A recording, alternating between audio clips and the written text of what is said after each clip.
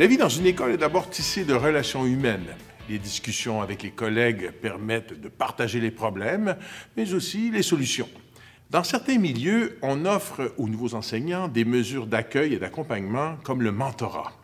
Allons donc rencontrer Stéphanie Boudreau-Carrier et Marc-Antoine Paré du Collège des Compagnons de Québec qui vont nous parler de leurs premières années en enseignement, mais surtout de leur motivation à œuvrer auprès des jeunes à tous les jours.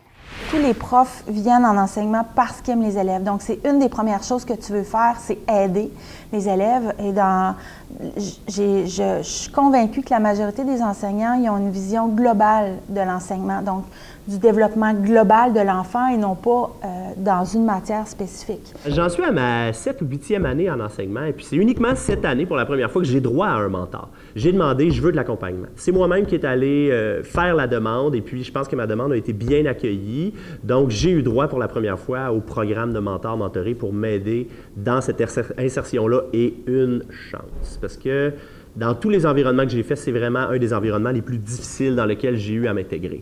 Pas au niveau de mon environnement de travail, de ma clientèle en tant qu'étudiant, en tant qu'élève, de toutes ces choses-là, mais au niveau de le travail comme tel se fait comment?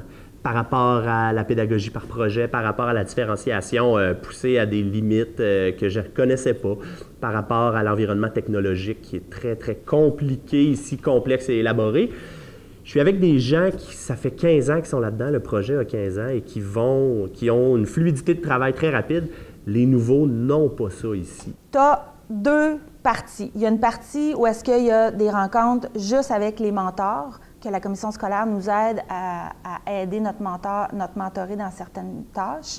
Et il y a la partie mentorée qui, eux, peuvent avoir accès à des conférences ou des réunions qui portent sur, mettons, la gestion de classe, gérer des conflits, avoir des discussions réelles ou des discussions vraies dans le but d'aider les parents ou dans le but d'aider les jeunes.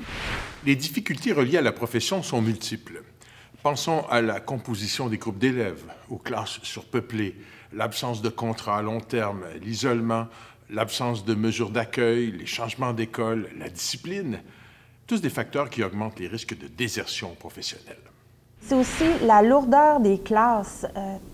Ça fait longtemps que les profs ont dit « diminuez, s'il vous plaît, le nombre d'élèves par classe ». Ça va nous permettre d'avoir un meilleur contact avec eux, ça va nous permettre de leur offrir encore plus et on peut se le permettre, je pense, en tant que société. On a eu des périodes de libération dans lesquelles on a pu s'asseoir dans du temps qui nous était reconnu pour pouvoir faire ça. Parce qu'il faut savoir que quand on est prof, il y a beaucoup de temps qui est un peu non reconnu, on pourrait dire, dans le travail qu'on a à faire. Hein. On a un horaire de travail, mais il y en a donc des extras qui s'ajoutent, puis il y en a donc des besoins qui s'ajoutent sans qu'on ait nécessairement de la reconnaissance pour ça. Alors là, on a eu un 5 heures de travail où est-ce qu'on a pu s'installer ensemble, puis on a pu justement régler tout ce qui s'appelait insertion professionnelle, tout ce qui s'appelait nouvel environnement technologique, toute la poutine, là, tout ce qui est sans mes élèves, sans la formation d'enseignants, qu'est-ce qui est dans une nouvelle école et surtout dans un programme complètement différent des autres programmes. J'ai eu besoin de cet accompagnement-là, une chance, je l'ai eu, je vous dirais. Là. Moi, ce qui me branche beaucoup de ce temps-ci, c'est que j'ai le goût qu'on fasse les choses différemment. J'ai le goût qu'on arrête de parler de ce qu'on pourrait faire, puis j'ai le goût qu'on le fasse. Puis je suis dans le bon environnement pour ça. On doit intégrer les jeunes, on doit leur demander de faire du travail pour eux, pas parce qu'ils doivent le faire pour avoir leur papier.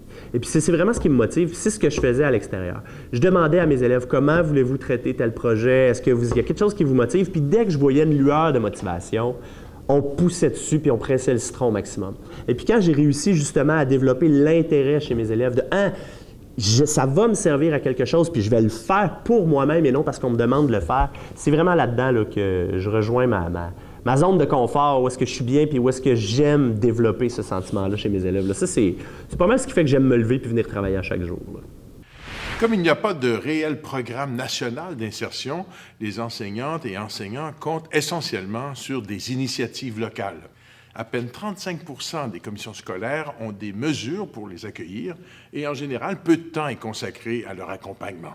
Le transfert et le partage des connaissances entre les générations est donc peu fréquent. Lors de notre prochain rendez-vous, on rencontrera Isabelle Tremblay de l'école Samuel de Champlain qui va nous dévoiler toute sa passion à enseigner à des élèves de 2e secondaire.